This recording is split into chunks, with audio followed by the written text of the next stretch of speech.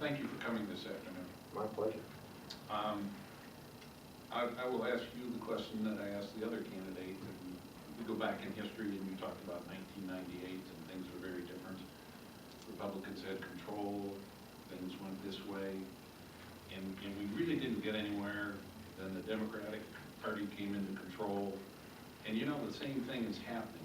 And one of the disappointing, a very disappointing thing is that 4 years ago when President Obama came up and he said he had a vision that Washington has to change. It hasn't. And he even was so bold as to say, and I agree with him, that Washington has just kind of put up these barriers around Washington, D.C., and they have all the control over the rest of the country, but they really don't have a lot of touch with the rest of the country. So if you're elected senator, how do you break that down? Because it's a function of, it's not going to be Republican, Democrat. Right. It's going to be, how do we, as the elected leaders, change this? I have two thoughts. One is you need members on both the House and Senate who remain in touch with their community. And, you know, as soon as I'm done with the last votes on Thursday night, I'm in a cab on the way to the airport because I learned the most about my district when I'm in the grocery store, because people will tell you what they think. You don't have to ask. They will offer it up. And so you need, in my view, on the House side, you need redistricting reform, because there are far too many members who are so safe either on the Republican side or the Democratic side that they see no impetus to work with the other side of the aisle. And that's incredibly frustrating and unfortunate. And two, you need members who are willing to actually put their hand out and work with somebody on the other side of the aisle. And that has become really rare. I have a piece of legislation in this Congress that I actually hope will pass this Congress, which is an amazing feat, especially if you're in the minority. We haven't been passing a whole lot of anything, if you've noticed. But if you're in the minority, it's even, the numbers are even smaller. I've been working since I got elected, on a bill that would allow for a lot of housing to get done on tribal trust land, where you have very unique challenges. And what I learned early on is that if you don't make the effort to get to know people on the other side of the aisle who you might be able to partner with, you'll never know where those opportunities come from, and you'll never be an effective member for your own constituents, because a good half the time they're going to be in charge. You're not going to be in charge.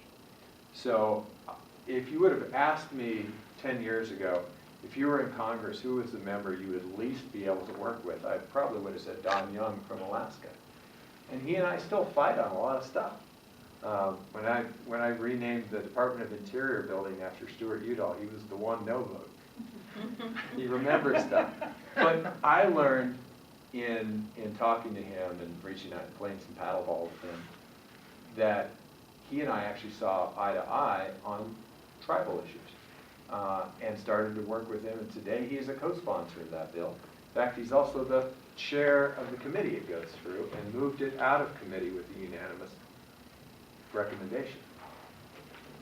Most people aren't doing that anymore. And the structure of Washington is such that it's so hyper-competitive and so designed to keep you in your safe bubble of just your side of the aisle, that unless you make the effort to get to know somebody on the other side of the aisle, it doesn't happen. And so personally, what I've done on my committees is to try to find people on my committees that I can work with. But I can't say that that is nearly as commonplace as any thinking American would like it to be. If I could follow on to that question, it appears that because of gerrymandering and other things, which you did touch upon, that if you're on the Democratic side and you work with Republican, or Republican or with Democrat, you're now a pariah to your party and you should not be reelected, and you're a bum, you should be thrown out because you worked with the evil enemy, irrespective of which side it is.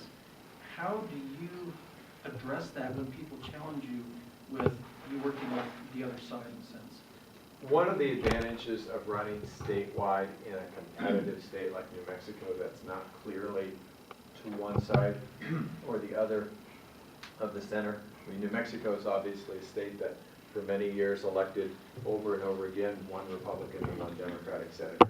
We've had a history of the governorship moving back and forth. On a statewide basis, people get it.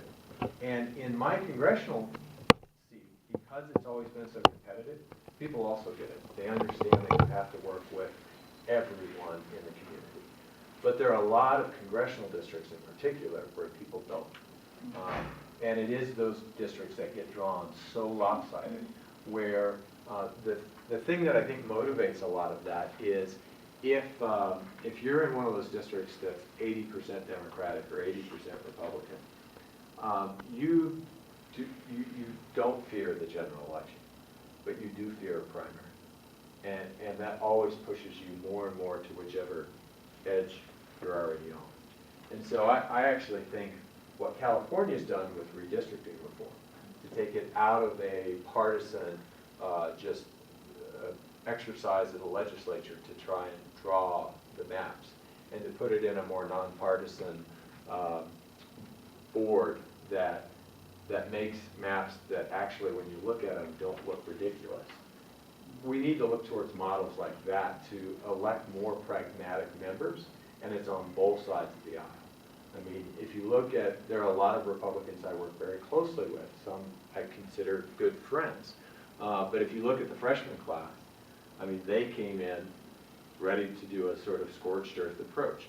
The country wants progress. They don't want people sitting there saying, it's all my way or nothing. And we're now seeing a correction once again there. But I think there are structural things like redistricting reform that would make it a lot better nationwide, a lot better as a whole. How are you doing? Hi, Morgan. Thank you for coming You bet. today. Great to see you, Cynthia. Great to see you. I just wanted to say thank you for your letter of April 21st, where you're supporting commercial lending for credit Absolutely. unions. I've You bet. been an advocate. I've only been on the credit union board for a year, and I've been an advocate of that. I opened my business as soon as I retired from the city, which was about 2 years ago. It's very small. I opened a second business just last week, and I think it's really important for people that belong to credit unions that they have access to small business loans. Absolutely. And I just saw in your letter that you mentioned also that credit union lending up to $10 billion more new capital to small businesses, helping to create more than 100,000 new jobs. So it sounds to me like you've done some homework regarding that. I appreciate that. Well, and, you know, I remember, gosh, how long ago has it been now? We went out and toured the new development being done at Los Poblanos. And there you have a situation where, you know, Penny Rebbe has been on the board of, you know, Wells Fargo. But when it came to getting their business plan a loan to be able to expand, they had to go to a credit union. So, I mean, that's just a perfect example of why it's so important to continue to build momentum on the business lending side, even though it's not going to move with the current leadership in the House of Representatives. We need to continue to get co-sponsors so that when we do have the membership there to be able to move, we can do it quickly, we can get it done, and we can get we can get those dollars flowing to the businesses that will do the most with it.